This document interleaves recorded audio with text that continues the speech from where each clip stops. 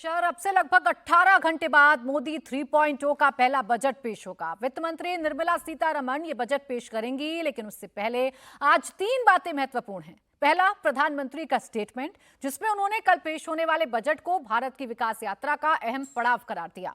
दूसरी महत्वपूर्ण बात, आज आर्थिक सर्वेक्षण पेश हुआ, जिसमें फाइनेंशियल ईयर 2024-25 में भारत के जीडीपी ग्रोथ के 7% रहने का अनुमान जताया गया। तीसरी जो महत्वपूर्ण बात है वो बजट से पहले ही बिहार को लगे स्पेशल झटके की है। कैसे नीतीश कुमार को बजट से एक दिन पहले ही मोदी सरकार ने झटका दिया है, ये बताएंगे, लेकिन उससे पहले आपको सुनवाते हैं आज प्रधानमंत्री नरेंद्र मोदी ने सत्र शुरू होने से पहले बजट के प्रारूप को लेकर क्या संकेत दिए। ये बजट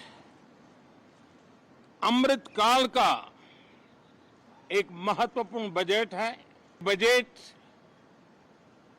2047 जब आजादी के 100 साल होंगे, तब विकसित भारत का जो हमारा सपना है, उस सपने को पूरा करने की मजबूत नींव वाला बजट लेकर के हम कल देश के सामने आएंगे।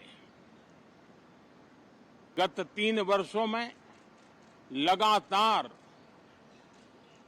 8% ग्रोथ के साथ, 8% ग्रोथ के साथ हम आगे बढ़ रहे हैं, हम ग्रो कर रहे हैं। आज भारत में पॉजिटिव आउटलुक, इन्वेस्टमेंट और परफॉर्मेंस एक प्रकार से अपॉर्चुनिटीज की पीक पर है। ये अपने आप में भारत की विकास यात्रा का एक अहम पड़ाव है। विकास की विचारधारा, ये शब्द भारतीय जनता पार्टी की तरफ से दिया जा रहा है। मोदी सरकार की गारंटियों को पूरा करने वाला ये बजट होगा, ऐसी बातें प्रधानमंत्री नरेंद्र मोदी की तरफ से कही गई। तो एक तरफ पीएम मोदी ने इस बजट को विकास की विचारधारा वाला बजट करार दिया, लेकिन सवाल ये है कि जब आर्थिक सर्वेक्षण में जीडीपी ग्रोथ रेट में गिरावट का अनुमान है, तो फिर आखिर कल के बजट में ऐसा क्या मैजिकल रहने वाला है।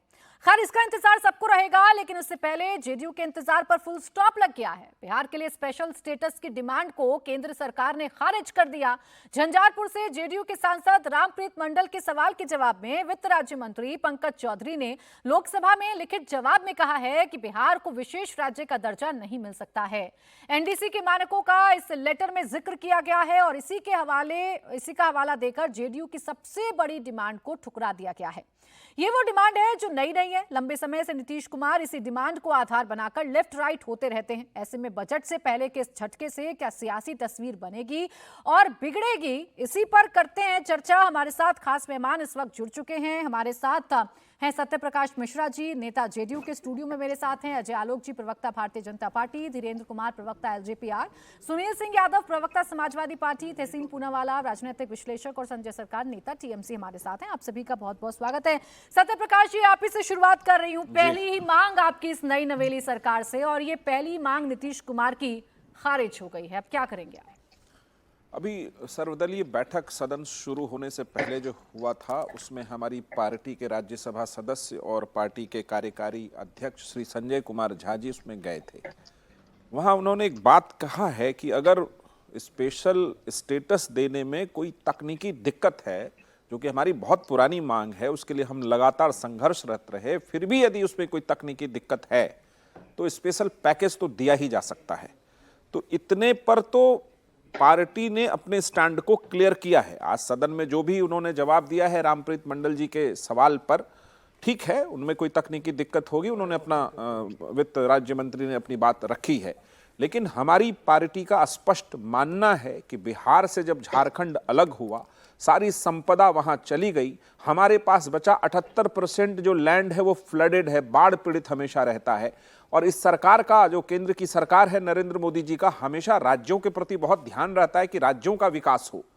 तो वैसी स्थिति में हमें उम्मीद है कि इंफ्रास्ट्रक्चर डेवलपमेंट भी केंद्र सरकार का हमेशा एजेंडा रहा है। तो जब तक बिहार का इंफ्रास्ट्रक्चर डेवलपमेंट पूरी तरह नहीं होगा तो वो विकसित भारत बनने का सपना कैसे पूरा होगा। और मुझे पूरी उम्मीद है कि भारतीय जनता पार्टी केंद्र में जो एनडीए की सरकार है, बिहार को बजट में कुछ विशेष पैकेज जरूर देगी। अभी थोड़ा इंतजार हमें कल करना चाहिए। यानी अभी भी आपको उम्मीद है कि आपने जो मांग की है उस दिशा में सरकार कोई तो कदम उठाएगी? बिल्कुल उम्मीद है। हमने देखिए कभी एडामेंट एक शब्द है, हमने कभी जिद नहीं पकड़ा, लेकिन हमने अपनी बात को जिद की तरह हमेशा रखा है। इसके लिए रैली हुई, वॉक हुआ। नीतीश कुमार जी ने हमेशा इस मुद्दे को हर सरकार के पास 16वें वित्त आयोग को एक रिप्रेजेंटेशन दिया कंप्लीट कि क्यों बिहार को स्पेशल ट्रीटमेंट की जरूरत है। तभी कह रही हूं ना सत्य प्रकाश मिश्रा जी, ये तो आपकी पुरानी मांग है और इसी मांग को लेकर नीतीश कुमार इधर से उधर भी होते हैं। तो अगर ये मांग नहीं मानी जाती है तो अभी भी क्या चांसेस हैं? जो उम्मीद लगाए बैठे रहते हैं इंडिया गठबंधन के लोग। इंटरप्रिटेशन आपने किया है कि नीतीश कुमार इधर या उधर विशेष राज्य के दर्जे के मुद्दे पर हुए, ऐसा नहीं है।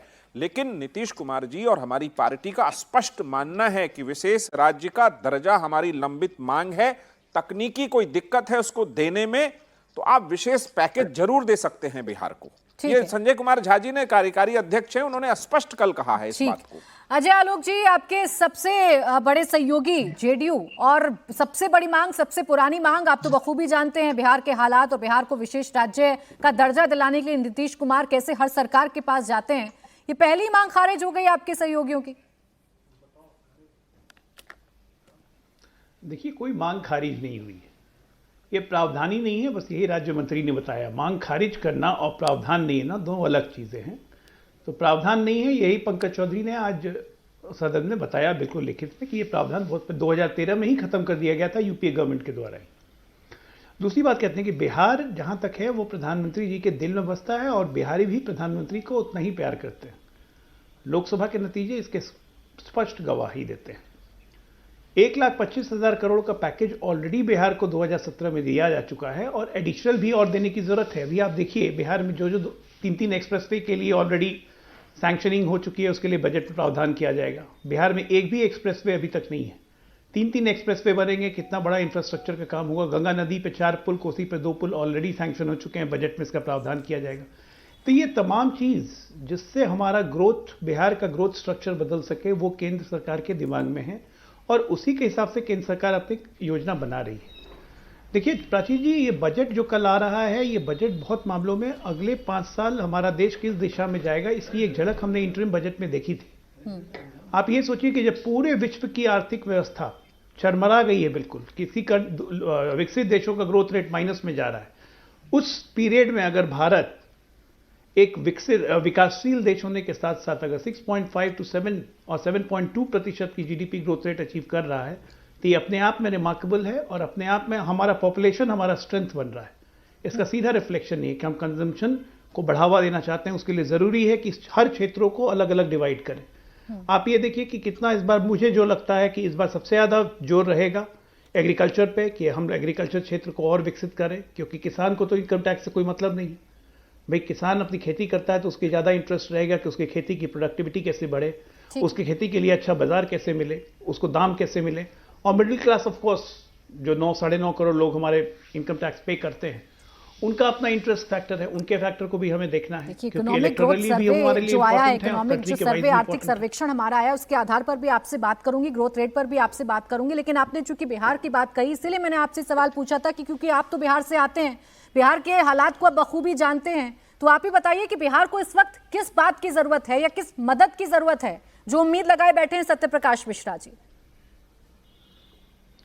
नहीं, सत्य प्रकाश जी नहीं, पूरा बिहार भी जानता है कि प्रधानमंत्री मोदी जी ही वो कर सकते हैं, क्योंकि 1.25 लाख करोड़ का पैकेज ऑलरेडी देके बिहार की अकेला राज्य है बिहार जो इतनी विषम परिस्थितियों के बाद भी पिछले 10 साल से लगातार 10.1% का ग्रोथ रेट अचीव कर रहा है। लेकिन that is because of the government expenditure. हम ये चाहते हैं कि बिहार की प्रोडक्टिविटी बढ़े और गवर्नमेंट एक्सपेंडिचर के साथ साथ जीडीपी में प्राइवेट पार्टीज का भी योगदान शुरू हो। इंडस्ट्रियलाइजेशन बिहार में बहुत इंपॉर्टेंट फैक्टर है जिसके प्रति हमारा बिल्कुल दिमाग है और प्रधानमंत्री जी इसके लिए भी देख भी रहे हैं। इंफ्रास्ट्रक्चर डेवलपमेंट बहुत अच्छी जरूरत है। अभी बिहार में हर घर नल की योजना की चल रही है। विशेष राज्य का दर्जा मिले ना मिले, बाकी तमाम मदद आपकी तरफ से की जाएंगी, आप ये जरूरत मान रहे हैं अजय आलोक जी? भाई बिहार हमारा राज्य है, बिहार कोई जेडीयू का राज्य थोड़ी ना है या आरजेडी का राज्य थोड़ी ना है। आप बिहार जवाब हमारा दे भी दीजिए राज्य एक बार है। सत्यप्रकाश जी, कैसे फिर नहीं बाकी मदद मैं मानू के करेंगे? पास जा रही हूँ। मदद मिलेगी प्रधानमंत्री से, प्रधानमंत्री विशेष ने राज्य कहा का था कि दर्जा मिले ना बयाकंदा मिले भी- वो बात अलग है। नहीं, मदद और अधिकार दोनों में अंतर है। विशेष राज्य का दर्जा हम एक हक की तरह मांग रहे थे और विशेष पैकेज भी, चूंकि झारखंड अलग होने के बाद हमारे पास नहीं कुछ बचा। अजय आलोक जी उस समय हमारी पार्टी में थे जब ये विशेष राज्य के दर्जे की बात शुरू हुई और प्रवक्ता थे और बड़े दमखम से इस बात को उठाते भी रहे हैं। आज की हालात में मैं ठीक है, उम्मीद करता हूं जो कल हमारे राष्ट्रीय कार्यकारी अध्यक्ष जी ने कहा है, संजय कुमार झा जी ने, कि नहीं तकनीकी दिक्कत है इसमें तो विशेष पैकेज तो मिलना चाहिए। तो इतनी बात तो आएगी, क्योंकि इंफ्रास्ट्रक्चर डेवलपमेंट की बात अभी अजय आलोक जी ने की। वही बात मैं पहले दोहरा रहा था कि विकसित भारत के सपने को तभी आप लेकर के आगे बढ़ सकते हैं जब पिछड़े राज्यों को स्पेशल ट्रीटमेंट देंगे। बिहार जैसा पिछड़ा राज्य अगर स्पेशल ट्रीटमेंट उसको नहीं मिलेगा, उसका इंफ्रास्ट्रक्चर डेवलप नहीं होगा, तो इन्वेस्टर्स कैसे आएंगे और विकसित भारत का सपना कैसे पूरा होगा। मैं पूरी उम्मीद करता हूं कि प्रधानमंत्री महोदय का हमेशा से यह विश्वास रहा है कि राज्यों को अधिक स्वायत्तता दीजिए, उसको अधिक फंड दीजिए, वो विकसित हो पाए। ठीक है, अब तहसीन पूनावाला उस पर हम इंतजार कर रहे हैं। अब इंतजार कर रहे हैं सत्यप्रकाश मिश्रा जी, अजय आलोक जी पूरी तरीके से आश्वासन दे रहे हैं, आम आदमी टकटकी लगाए बैठा है। इन सबके बीच आज पीएम ने कहा विकास की विचारधारा, यानी कि कल का जो बजट होगा वो कैसे विकास हो इस देश में, इस तरफ लेकर जाएगा। ये उम्मीदें आप लोगों को भी हैं?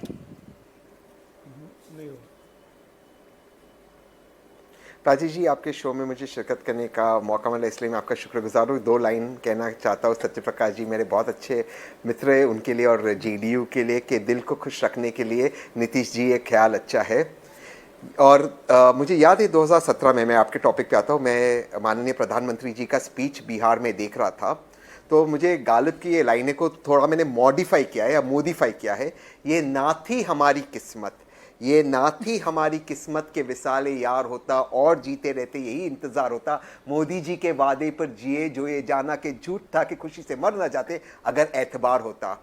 आपको याद है मोदी जी का वो स्पीच पटना मैदान में 2017 में 20,000 करोड़, 30,000 करोड़, 40,000 करोड़, 50,000 करोड़, 80,000 करोड़, 90,000 करोड़, कितना पैसा चाहिए, कितना आया? ठीक उतना पैसा आया बिहार में जितना मोदी जी के प्रेस कॉन्फ्रेंसेस शून्य। क्या हो गया उन वादों का? नई स्पेशल पैकेज मिलेगा, नई स्पेशल राज्य का दर्जा मिलने वाला है। लेकिन जहां तक सवाल है कल के बजट का, देखिए हम सब चाहते हैं कि भारत प्रगति करे, अब किसी भी साइड ऑफ द आइल हो, सरकार में हो या विपक्ष में हो, भारत आगे बढ़ना चाहिए। लेकिन दिक्कत यह है कि इस सरकार के कोई पॉलिसी नहीं है एआई और वेब 3.0 को लेकर, इनकी कोई पॉलिसी नहीं है। और वहाँ पर मुझे बहुत समस्या होती है क्योंकि एआई को लेकर जो विशेष कानून लाने चाहिए जिससे डेटा प्रोटेक्शन हो, जिससे कानूनी जो समस्या है तो उनको सॉल्व करने के, उनको लेकर ये इतने हेडलेस है जैसे अगर एक डियर आ जाता है गाड़ी के सामने हाईवे के ऊपर, उस तरह से सरकार का कोई पॉलिसी नहीं। क्रिप्टो को लेकर कोई पॉलिसी नहीं, ब्लॉकचेन को लेकर पॉलिसी नहीं। एआई फिनटेक की जितनी कंपनीज है सब भारत छोड़ के दुबई में रजिस्टर कर रहे हैं। तो जहां तक ये सवाल है इन वेब 3.0 प्रोजेक्ट्स का, ये सारी जा रही है। वेब मैन्युफैक्चरिंग में भारत के पास तहसीन जी, आप जो मुद्दे उठाते हैं, बेरोजगारी का मुद्दा उठाते हैं, वित्तीय घाटे का मुद्दा उठाते हैं, महंगाई कंट्रोल करने का मुद्दा उठाते हैं। 10 सेकंड तहसीन जी, आज जो सर्वे आया उसमें तो सरकार अच्छा करती हुई नजर आ रही है। 10 सेकंड प्राची जी, 10 सेकंड जी जी, बोलिए प्राची जी, 10 सेकंड बोलिए सर, बोलिए। मैन्युफैक्चरिंग को लेकर 10 सेकेंड, मैन्युफैक्चरिंग को लेकर बहुत अच्छी अपॉर्चुनिटी थी भारत के पास। सारे बड़ी कंपनी चाहते थे China+1, सारी बड़ी कंपनी जा रहे वियतनाम या कंबोडिया, साउथ अमेरिका में कंबोडिया या वियतनाम, सॉरी एशिया में कंबोडिया या वियतनाम, भारत में नहीं आ रहे। एप्पल जो आया 2013 में आया, बार बार एप्पल और सैमसंग बोलते, कोई मैन्युफैक्चरिंग में इनकी पॉलिसी नहीं, कोई एआई को लेकर वेब 3.0 इनकी पॉलिसी नहीं। और जब तक आप इनमें पॉलिसीज और डेटा प्रोटेक्शन लॉज और कानून जी, अभी जिन मुद्दों को आप बड़ी मुखरता के साथ उठाते हैं, पूरा विपक्ष उठाता है, उसमें तो सरकार कहीं ना कहीं आपके मानकों पर ही खरा उतर रही है। आर्थिक वृद्धि जो है वो अच्छी रही है, बेरोजगारी दर में गिरावट हुई है, वित्तीय घाटे में कमी की जो उम्मीद है वो जताई जा रही है। इस पर जवाब सुनील सिंह यादव जी आप भी दीजिए। आप महंगाई बेरोजगारी की सबसे ज्यादा बात करते हैं, बेरोजगारी दर में गिरावट ये हमारा सर्वे कह रहा है, महंगाई कंट्रोल करने में सरकार कामयाब रही ये हमारा सर्वे कह रहा है। अब तो उम्मीद लगाइएगा ना आप भी विकास की विचारधारा की।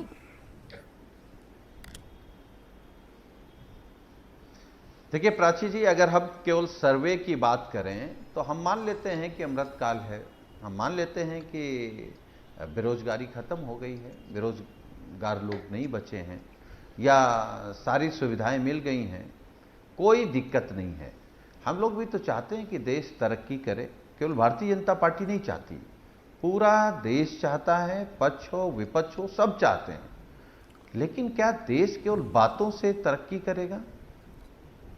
देश क्या दुनिया में सबसे ज्यादा बातें करने से ही सबसे बड़ा हो जाएगा?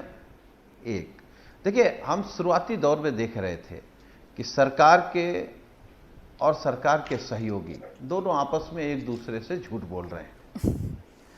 तो जो बात कल बंगाल में हमारे नेता माननीय अखिलेश यादव जी ने कही, उसी बात से मैं आगे अपनी बात शुरू करूंगा। हमारे नेता ने कहा कि ये सरकार चलने वाली नहीं है, ये सरकार गिरने वाली है। अभी तो बजट ही नहीं आया, पहले से ही सरकार, बीजेपी और उसके सहयोगी लोग आपस में बातें करने लगे हैं। देखिए, इनका एक बात कन्फर्म है, भारतीय जनता पार्टी नफरत और बंटवारे पर ही काम करती है। ठीक, आप सोचिए, उत्तर प्रदेश और उत्तराखंड में सरकार किसकी? भारतीय जनता पार्टी की। कांवड़ियों को लेकर के कौन सा निर्देश लेकर के आए और आज सुप्रीम कोर्ट में फटकार खानी पड़ी।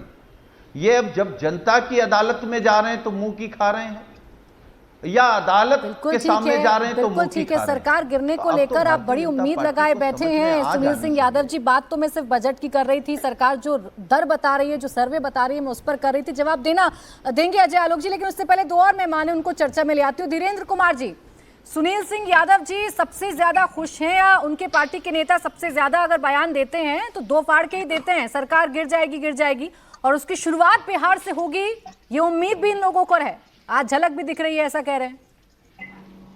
प्राची जी, आपने तो सुना होगा ना कि ये कहावत है कि कसाई के श्राप देने से गाय तो मरती नहीं है।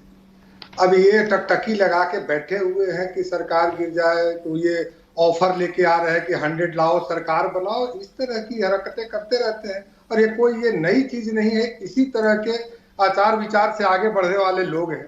देखिए, देश में निश्चित तौर पर देश बहुत आगे बढ़ रहा है। बिहार को स्पेशल पैकेज मिले, स्पेशल स्टेटस मिले, इसकी मांग हर एक बिहारी चाहता है।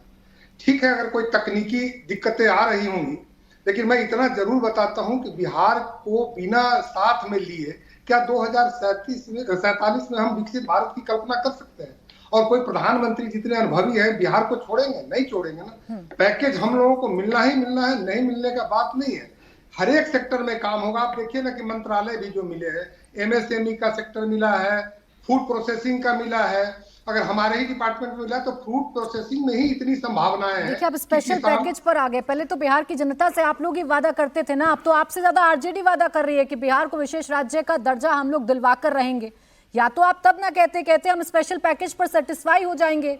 ये तो ऐसे लग रहा है जैसे सरेंडर होने की भूमिका में आ रहे हैं अब तमाम लोग। आप नहीं, सरेंडर होने की ये भूमिका तो नहीं है ना। हमारा इच्छा, हम लोगों की, सारे बिहारियों की इच्छा तो यही है ना कि बिहार आगे बढ़े, बिहारियों का जीवन स्तर सुधरे। उसको जिस जिन सेक्टरों में काम करना होगा वहां पे आर्थिक रूप से सहयोग भारत सरकार करेगी। ऐसा हम लोग उम्मीद कर सकते हैं। टेक्निकल बातों का ज्ञान था धीरेन्द्र कुमार जी, तो फिर क्यों विशेष राज्य के दर्जे की बात तमाम लोग कर रहे थे? इस बात का जवाब तो सत्यप्रकाश मिश्रा जी बेहतर देंगे, लेकिन उससे पहले चूंकि संजय सरकार जी इंतजार कर रहे हैं। संजय सरकार जी, ये विकास की विचारधारा वाला बजट होने जा रहा है। सरकार ने आज जो अपना आर्थिक सर्वे पेश किया है उसमें भी बता दिया कि भाई हमने महंगाई दर बहुत अच्छी रखी, हमने उसको बढ़ने नहीं दिया, हमारी जो ग्रोथ रेट है वो भी ठीक ठाक है, बेरोजगारी दर हमारी घट रही है। तो ये तो खुशखबरी वाली बात है आपके लिए भी।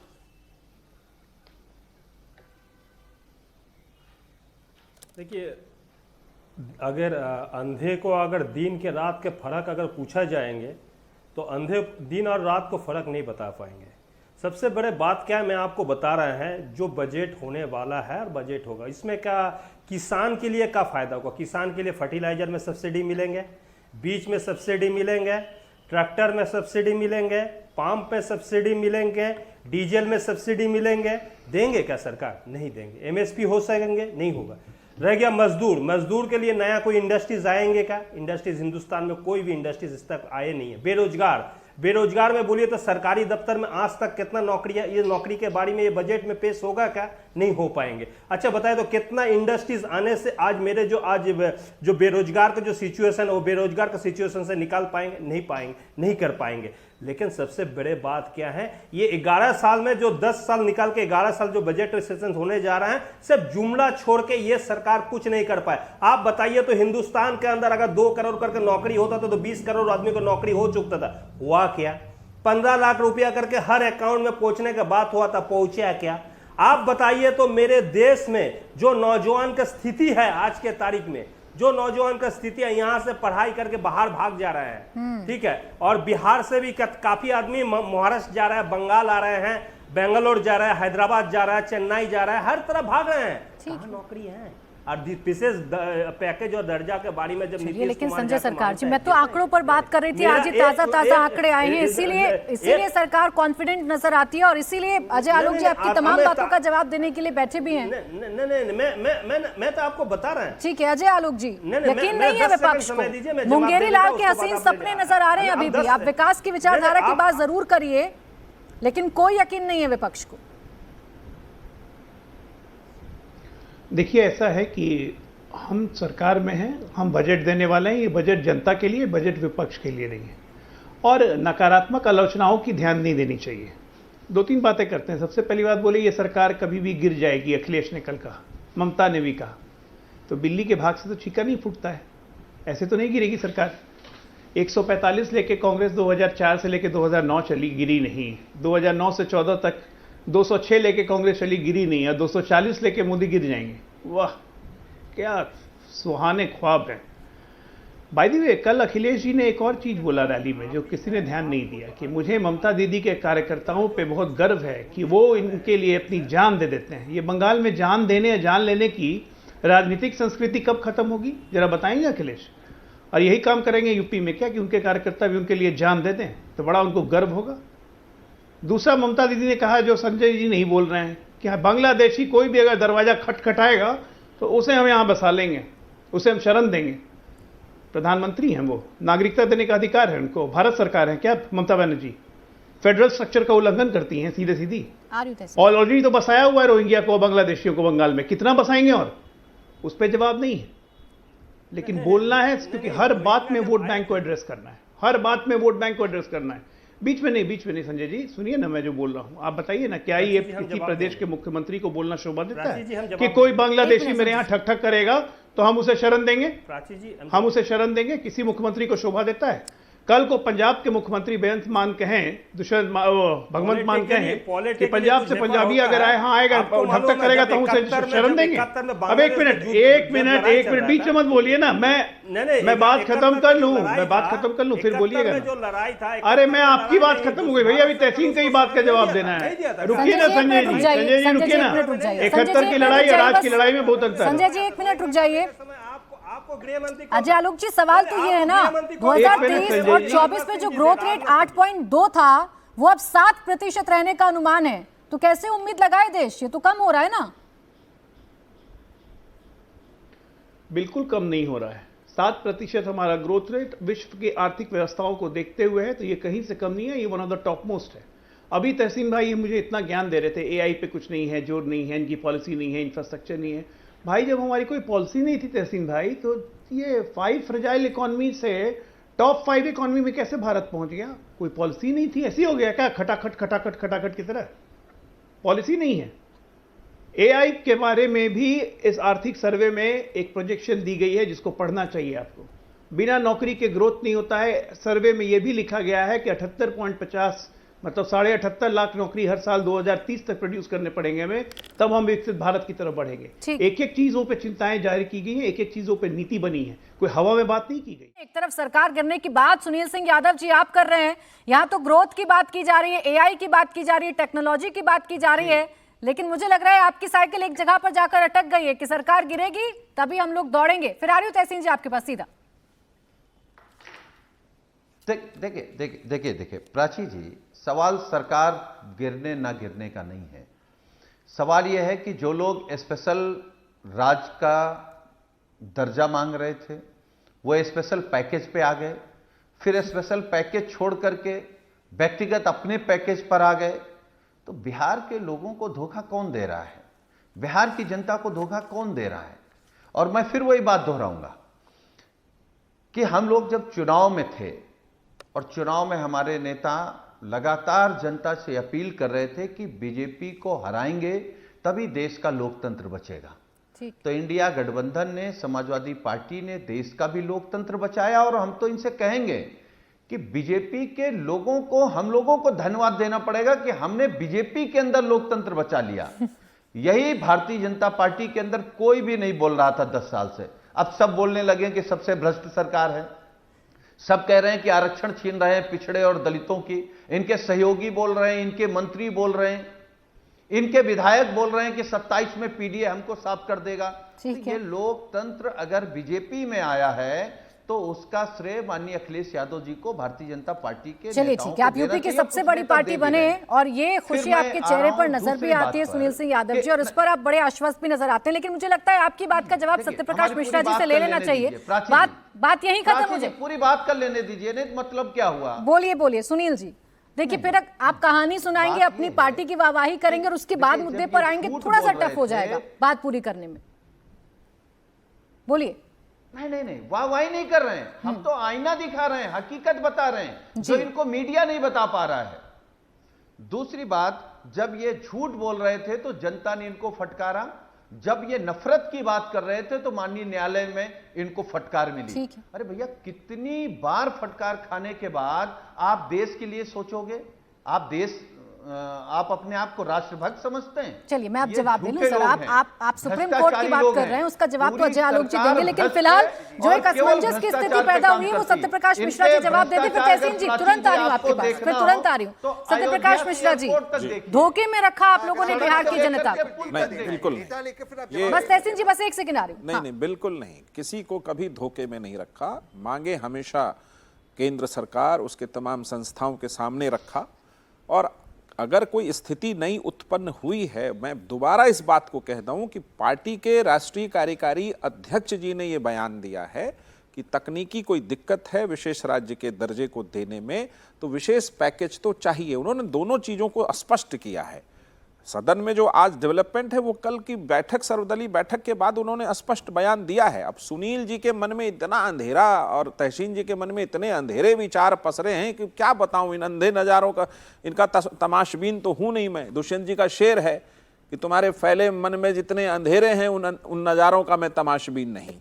तो सकारात्मक विचार रखिए। बजट अच्छा आने वाला है, देश को विकसित राष्ट्र बनाने वाला बजट आएगा, उस पर थोड़ा भरोसा रखिए। तो आप एक चीज को समझिए, सकारात्मक की जीडीपी और जो फिजिकल डेफिसिट है उसको कम करने की बात है। 78 लाख करोड़ रोजगार की बात है। 7% जीडीपी ग्रोथ की बात है। आपको दिख नहीं रहा। करते आप पैकेज पर आ गए ना, आपको भी पता था क्या प्रावधान है। इस चीज को समझिए कि हम लोग उस तरह से ब्लैकमेल पॉलिटिक्स नहीं करते। स्थितियां बदलती हैं राजनीति में। विशेष राज्य का दर्जा पहले रघुराम राजन कमेटी ने, कांग्रेस ने क्यों नहीं दिया? तहसीन पूनावाला बताएंगे। समाजवादी पार्टी भी थी उस सरकार में, तहसीन पूनावाला क्यों नहीं दिया? उन लोगों ने तो दिया नहीं, न विशेष राज्य दिया, न विशेष पैकेज दिया। उस समय से ये हमारी मांग रही है। समाजवादी पार्टी केंद्र की सरकार में थी मनमोहन जी के साथ, तहसीन जी की तो पार्टी थी ही। इस पर कोई जवाब वो देंगे नहीं। अगर बिहार को लगातार किसी ने नकारात्मक राजनीति के और अविकसित में धकेला है तो वो कांग्रेस पार्टी है। जवाब दीजिए तहसीन पूनावाला, आप दीजिए जवाब। मैं इस सवाल का स्पेसिफिक जवाब देता हूँ। मैं आपको कुछ इंपॉर्टेंट चीज़ें बताने चाहता हूँ। बार बार बात हो रही है कि जो आज रिपोर्ट माननीय फाइनेंस मिनिस्टर निर्मला सीतारमण जी ने रखी, इसमें हमारी एम्प्लॉयमेंट रेट बढ़ी है और अनएम्प्लॉयमेंट घटी है। इससे ज़्यादा लोगों को बहकाने वाली रिपोर्ट मैंने नहीं पढ़ी। मैं तो पता नहीं इस पैनल में कितने लोगों ने रिपोर्ट पढ़ी। मैंने आप कहाँ की रिपोर्ट पढ़? करीबन 56 करोड़ लोग हमारी लेबर फोर्स में, करीबन 56 करोड़ लोग। सर प्लीज आप मुझे इंटरप्ट न कीजिए, आप पहले बात बोलिए, मैंने आपके बीच में नहीं बोला। करीबन 56 करोड़ लोग हमारे लेबर फोर्स के अंदर है। बोलिए तहसीन जी, बोलिए। करीबन 56 करोड़ लोग हमारे लेबर फोर्स में, 45% उसमें से एग्रीकल्चर में है। जब मनमोहन सिंह जी की सरकार थी ये नंबर घटा था 41% पे, एग्रीकल्चर सेक्टर में बढ़ के 45% में है। ये कहते हैं अनएम्प्लॉयमेंट कम हो गया है, लेकिन वो गए का उनको एम्प्लॉयमेंट कहाँ मिला? एग्रीकल्चर सेक्टर में। लेकिन मैन्युफैक्चरिंग सेक्टर में क्या हुआ? जो मनमोहन सिंह जी के समय एवरेज एम्प्लॉयमेंट मैन्युफैक्चरिंग सेक्टर में 14.8% था, वो घट के हुआ है 11.4%। यानी मैन्युफैक्चरिंग जॉब्स कम हुए, वो एग्रीकल्चर जॉब में गए, यानी मनरेगा वगैरह वगैरह। आप इसको क्वालिटी जॉब्स कहते हैं या आप कहते हो कि एम्प्लॉयमेंट दे रहे हो आप लोगों को? यानी कि अगर आपको एक्चुअली भारत का एक इकॉनमी बढ़ानी है और एक्चुअली अगर आपको 8% 9% ग्रोथ एस्टैब्लिश करना है और आपको एक क्वालिटी वर्कफोर्स है, आपको सालाना 80 lakh jobs non agriculture sector में पैदा करने। कहां से कर रही है पैदा? ये इस रिपोर्ट में लिखा हुआ है। यहां आकर टीवी पे हमने अनएम्प्लॉयमेंट कम कर दिया, हमने एम्प्लॉयमेंट बढ़ा दिया। अरे कहां एम्प्लॉयमेंट बढ़ाया? आपने लोगों को मनरेगा की नौकरी दी है।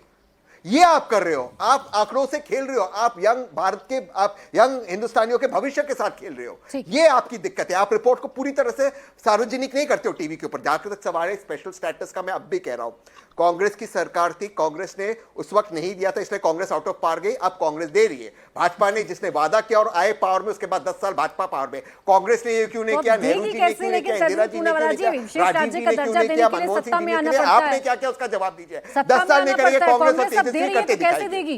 कांग्रेस और तेजस्वी करते दिखाएंगे। कैसे सर, कैसे करके दिखाएंगे? अभी तो सत्ता में है। मैं बता रहा हूं, इसमें अगर कॉन्स्टिट्यूशनल अमेंडमेंट भी, मैं बता रहा हूं, अगर कानूनी बदलाव भी करना है कांग्रेस और तेजस्वी करते देंगे। इनको बोलिए इनके पास बहुमत है ना, करते दे।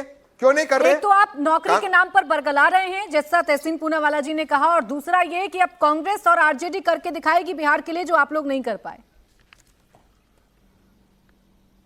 कांग्रेस आरजेडी तो पिछले 30 साल से बिहार के लिए करके दिखाई रही। 30 साल से तो बिहार के लिए करके दिखाई रही थी। 2005 के पहले कहां ले गए थे बिहार को, सबको पता है। खैर उसको पूरे बिहार की जनता को पता है, पूरे देश को पता है, मुझे बताने की जरूरत नहीं है। दूसरी बात मैं ये कहता हूं कि नौकरी, ये अभी सत्यप्रकाश जी ने कहा कि आप कौन सी रिपोर्ट पढ़ते हैं। सच्चाई है ये लोग कौन सी रिपोर्ट पढ़ते हैं पता नहीं, क्योंकि देश तो पढ़ता है आरबीआई की रिपोर्ट, देश एसबीआई की रिपोर्ट पढ़ता है, और ये कहते हैं कि ये आंकड़ा टीवी पे दिखाते नहीं है। साहब फ्लोर ऑफ द हाउस पे देश की फाइनेंस मिनिस्टर पढ़ रही है, वो सार्वजनिक पटल पे है वो रिपोर्ट, और आप इस तरह की हल्की बातें करते हैं, तो इसमें क्या बात बोलने को रह गया?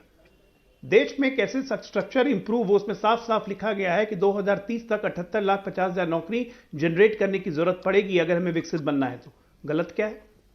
तो इसलिए आपके आंकड़े जो है ना वो कहीं और से आते हैं, पता नहीं कहां से इंपोर्ट करके आप लोग लाते हैं, अपना डेटा लाते हैं। आपके जो स्पोक्स पर्सन होते हैं नए नए डेटा लेके आ जाते हैं, नए नए आंकड़े लेके आते हैं, जैसे आप लेके आए। अब मैं ये कहता हूं, दूसरी बात, ये सुप्रीम कोर्ट का हवाला दे के फटकार लगाई, सुनील साजन कह रहे थे। भाई साहब फटकार आप लोग को लगती है हाई कोर्ट और सुप्रीम कोर्ट से, जब आप टेररिस्ट को छोड़ देते हो। सुप्रीम कोर्ट ने कोई फटकार नहीं लगाई, क्योंकि तीनों राज्यों के अधिवक्ता आज वहां पे प्रेजेंट ही नहीं थे। सुप्रीम कोर्ट ने सिर्फ नोटिस देके आदेश पे इंटरिम रोक लगाई है। 26 तारीख को बहस होगी, तब फैसला आएगा। अभी हवा में कूदना शुरू मत कीजिए, क्योंकि राज्य सरकार अपना पक्ष बताएगी कि किस कारणों से उसने ये नाम लगाने का आदेश दिया था, और तब सुप्रीम कोर्ट अपने विवेक से जो फैसला लेगा वो हमें भी स्वीकार होगा। तो लगी है ना इस आदेश पर, सुप्रीम कोर्ट की टिप्पणी भी आप लोग पढ़ सकते हैं ना। अब इस फैसले पर मैं जाना नहीं चाह रही थी, क्योंकि मैं बजट पर बात कर रही थी। एक मिनट, तो फटकार और टिप्पणी में बहुत अंतर होता है। इनके कहने का अर्थ फटकार अगर नहीं लगी टिप्पणी सही, लेकिन आपके फैसले पर ही है ना ये टिप्पणी। अब नाम, अब देखिए ना, उन दुकानों की रिपोर्ट हम दिखा रहे थे, लोगों ने फिर से अपने पुराने नाम लगाने शुरू कर दिए। इतनी राहत मिल रही है लोगों को, तो ठीक है, बिल्कुल राहत मिल रही है। पहले तो लोगों ने बदल क्यों दिए थे और फिर वापस क्यों लगा रहे हैं? आइडेंटिटी फिर छुपाया जा रहा है। उसमें भी आपकी पुलिस का दोष है ना। पुलिस पर सवाल खड़े किए। अभी सुनील सिंह यादव जी बहुत सारे एग्जांपल दे देंगे, लेकिन संजय सरकार जी बोलना चाह रहे हैं। संजय सरकार जी, ये तो उम्मीदों वाला बजट लेकर आ रही है ना सरकार। अब आप लोग कहें ना कहें, लेकिन जो रिपोर्ट आई है, जो आर्थिक सर्वे आया, उसमें बहुत सारी बातें क्लियर हो रही हैं। अब उस रिपोर्ट पर यकीन नहीं करेंगे तो किस पर करेंगे?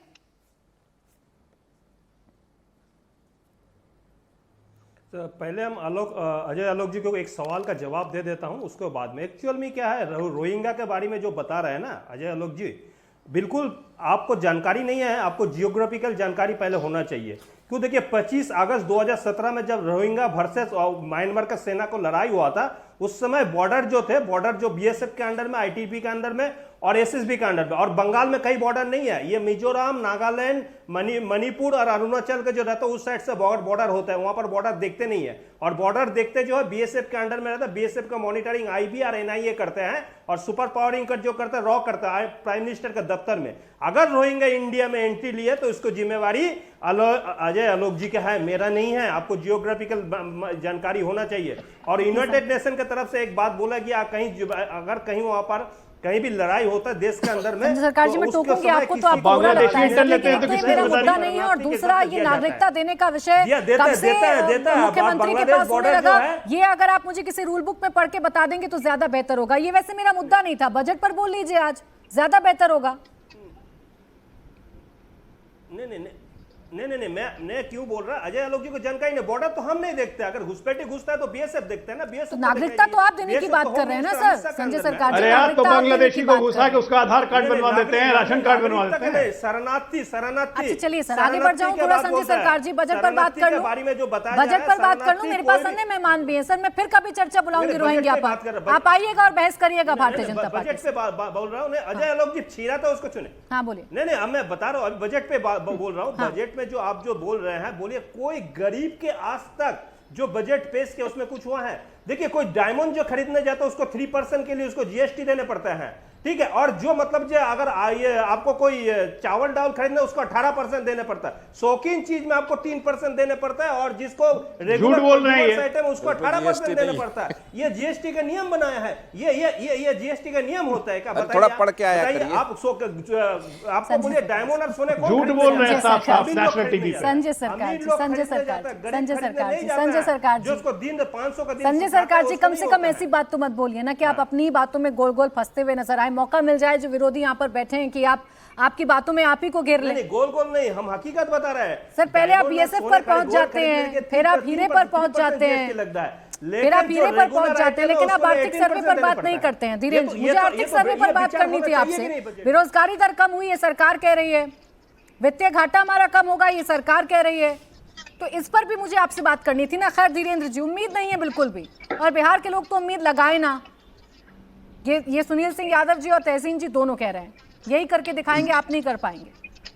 सब लोगों को बीच में आपने नहीं रोका था, उम्मीद करता हूं कि मुझे भी आप नहीं रोकेंगे। जी बोलिए। तहसीन जी को भी जवाब दूंगा और सुनील भाई को भी जवाब दूंगा। सुनील जी और इनके गठबंधन के जो लोग हैं, प्राची जी, ये बताइए कि नैतिक रूप से इतने गिरे हुए कि सिर्फ सरकार गिराने और गिरने की बात करते हैं। वैसे सुनील जी की मैं काफी इज्जत करता हूँ, लेकिन पता नहीं अब किस दबाव में या क्या ऊपर से इंस्ट्रक्शन मिला है, किस तरह की बात करते हैं। इनको ये भी नहीं पता कि आप ही के रिश्तेदार बिहार में है ना, उनको भी तो कोर्ट से सजा मिली हुई, आप फटकार की बात कर रहे हैं। वो भी भ्रष्टाचार के आरोप में नैतिक रूप से उनको तो त्याग पत्र देना चाहिए। उन्हीं के साथ आप पड़े हुए हैं, वही आपको आइडिया दे रहे हैं। तो इन सब चीजों का तो आप लोग नैतिकता दिखाते हैं, लेकिन खुद को झांकते नहीं है। आपके सहयोगी केजरीवाल जी जेल में पड़े हुए हैं, ये आपको नहीं दिखता है, लेकिन दूसरे को नैतिकता की पाठ पढ़ाते हैं।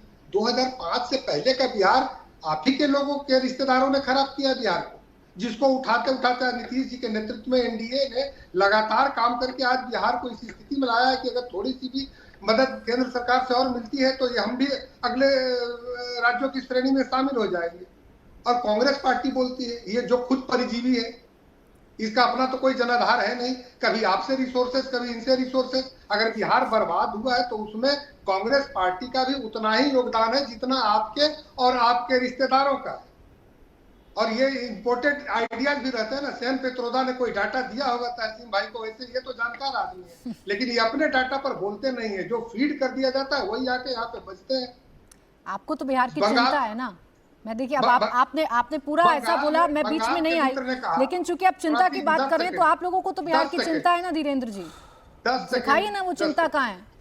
5 सेकंड में मैं बता देता हूँ। बंगाल के मित्र भाई बोल रहे थे कि कल कारखाने का कोई आपके यहाँ काम नहीं हो रहा है, रोजगार कहाँ से पैदा होंगे। जब वहां पे टाटा का नैनो कार लग रहा था तो यही लोग आंदोलन करके वहां से भगवा दिए थे। इन लोगों का क्या आइडिया है ये पूरे देश को पता है। अब जिस तरह से ये लोग चल रहे हैं, लोकतंत्र बच गया क्योंकि खुद बच गए हैं। 10 से 20 सीट किसी का हो गया, किसी का 35 से 99 पर पहुंच गया। लेकिन ये लोकतंत्र बीजेपी में भी जीवित हो गया, एनडीए में जीवित हो गया। आपने सुना नहीं सुनील सिंह यादव जी ने कितनी बड़ी बात कही कि अब खुलकर कम से कम आपके सहयोगी दल बोलने तो लगे हैं। ये कावड़ वाले फैसले पर जेडीयू ने जो कहा या जो आरएलडी ने कहा या फिर जो आपकी पार्टी ने कहा वो खुलकर कहा तो यही लोकतंत्र की बात कर रहे हैं सुनील सिंह जी। नहीं, चिंता की बात हमारे नेता ने चिंता जाहिर की थी, चिंता जाहिर की थी कि कोई गरीब, लेकिन उसको कॉमनल बना के इन लोगों ने प्रस्तुत किया। हमारा कहने का, हमारे नेता का कहने का ये मकसद तो नहीं था लेकिन इसको तुरंत अगर कोई कहता है कि हम मजहब की राजनीति अच्छा, ठीक। करते हैं, इन लोगों से मजहबी तो कोई नहीं है। अच्छा, उन्होंने ठीक कहा है। था कि गरीब इससे कहीं जो फेरी करने वाले हैं, रेडी वाले हैं, उनको बिहार की तकलीफ डिमांड नहीं। का क्या हुआ, तो इसका हिंदू जवाब मुसलमान आप में को से किसी फंसाने के की पास बात नहीं है। है सर। अब आप पैकेज तक आ गए, पैकेज मिलेगा नहीं मिलेगा ये तो कल के बजट में समझ में आएगा, लेकिन अभी तक विशेष राज्य का दर्जा था और कह रहे हैं सारे के सारे, आरजेडी तो कह रही है जिद है दिलाकर रहेंगे। तहसीन जी ने तो दावा भी कर दिया कि सिर्फ दिलाएंगी तो कांग्रेस और आरजेडी, आपसे कुछ नहीं हो पाएगा। अपनी बारी जब रही तो ये कब दिलाए? ये भी तो अजय आलोक जी ने बताया। कांग्रेस की सत्ता भी रही थी, ये मांग कोई नई नहीं है, ठीक, लेकिन उस समय इन लोगों के कान पे तो जू नहीं देना था। और आज जब देने के लिए कुछ नहीं है, नंगा नहाएगा क्या, निचोड़ेगा क्या, तो दानी बने हुए हैं। ठीक है। सुनील सिंह यादव जी, इस तरह के बरगलाने वाली बात, अरे बिहार को केवल ये लोग छोड़ दे देखिए, सांस लेने के लिए। बिहार का भला होगा तो उद्योगपति एनडीए के राज में ही होगा। गुंडागर्दी अगर बंद अच्छा, कर दे रुक तो जाइए। हमको लगता है कि बिहार धीरेन्द्र खुद जी। आगे बढ़ जाएगा। धीरेन्द्र जी, देखिए, अरे रुक जाइए बीरेन जी अब सुन लीजिए। देखिए, हम लोग तो आर्थिक रिपोर्ट पर, बजट पर प्राची जी बात करने को बैठे हैं, बीरेन जी रिश्तेदारी पे बात करने लगे। हम रिश्तेदारी पे बात नहीं करेंगे। अगर हम रिश्तेदारी पे बात करेंगे तो भारतीय जनता पार्टी के कई बड़े नेताओं के और आरएसएस के कई बड़े नेताओं के रिश्तेदार तो मुस्लिम हैं, लेकिन हम उस पर बात नहीं करना चाहते, क्योंकि इस देश में कोई किसी से रिश्ता करे, कोई किसी से संबंध रखे, ये संविधान भी इजाजत देता है और हमारे देश का जो संस्कृति और सभ्यता रही है वो भी इजाजत देती है। हम केवल ये कह रहे हैं, आर्थिक रिपोर्ट का अगर आधार मान लें, अभी बीजेपी के प्रवक्ता कह रहे थे पता नहीं कहां से रिपोर्ट पढ़ते हैं। देखिए, हम लोग तो सही वाली रिपोर्ट पढ़ते हैं। हम लोग भाजपा के प्रवक्ताओं की तरह व्हाट्सएप यूनिवर्सिटी से पढ़ करके कुछ भी नहीं बोल देते। आर्थिक रिपोर्ट में जो आप स्वीकार कर रहे हैं, आपने इससे पिछले 10 साल पर उस पर क्या काम किया, अगर ये आप बता दें तो हम कल के बजट पर आप पर भरोसा कर लें। क्योंकि 10 सालों से इस देश के किसानों को, गरीबों को, पिछड़े दलितों को, आदिवासियों को मोदी सरकार की तरफ से सिर्फ झूठ सुनने को मिला है। इसलिए हमको कल के इनके बजट पर सिर्फ झूठ दिखाई दे रहा है। चलिए, अभी से भविष्यवाणी कर दी है झूठ की सुनील सिंह यादव जी ने। सर, मैं तो उस रिपोर्ट की बात कर रही थी जो आज सदन की पटल पर रखी गई, जो फाइनेंस मिनिस्टर निर्मला सीतारमण ने रखी, और उसी के पॉइंटर्स के आधार पर मैं आपसे बात करना चाह रही थी। जवाब दे देंगे अजय आलोक जी? झूठ और सिर्फ झूठ परोसा जाएगा, इसलिए विपक्ष को अभी से कोई यकीन नहीं है आप लोगों पर। फिर आ रही तहसीन जी। देखिए, ये कितने गैर लोकतांत्रिक हैं और गैर जिम्मेदाराना बयान देने की आदत ऐसी हो गई है। आज सदन में राहुल गांधी ने कहा कि इस देश का शिक्षा व्यवस्था को कोई भी खरीद सकता है। 60 साल राज्य करने वाली पार्टी अपने ही देश की शिक्षा व्यवस्था को कोई भी खरीद सकता है। जो शिक्षा व्यवस्था उन्होंने ही बनाई है उसी को हम लोग फॉलो कर रहे हैं, रिफॉर्म कर रहे हैं, लेकिन उनके लिए बिल्कुल सड़ी गली व्यवस्था थी। ये थे राहुल गांधी। अब एक दूसरे से सुनील साजन जी हैं कि कल बजट बिल्कुल झूठ पछताएगा, हम लोग व्हाट्सएप यूनिवर्सिटी नहीं पढ़ते। अरे भाई, सदन में जहां पे अखिलेश यादव बैठे हुए थे, डिम्पल दी भाभी बैठी हुई थी, वहां पे फाइनेंस मिनिस्टर पूरी रिपोर्ट पढ़ रहे थे। वो झूठ का रिपोर्ट हो गया? ये हम आपके सदन की गरिमा यही होती है, संसद की गरिमा यही होती है कि वहां पे झूठ बोला जाता है। संसद में अगर किसी ने झूठ बोला है तो वो सिर्फ राहुल गांधी ने झूठ बोला है और उस पर कार्रवाई भी हुई है। तो कृपया करके बयान ऐसा दिया कीजिए कि राजनीतिक द्वेष में अपने देश का और सदन की गरिमा को मत गिराया कीजिए।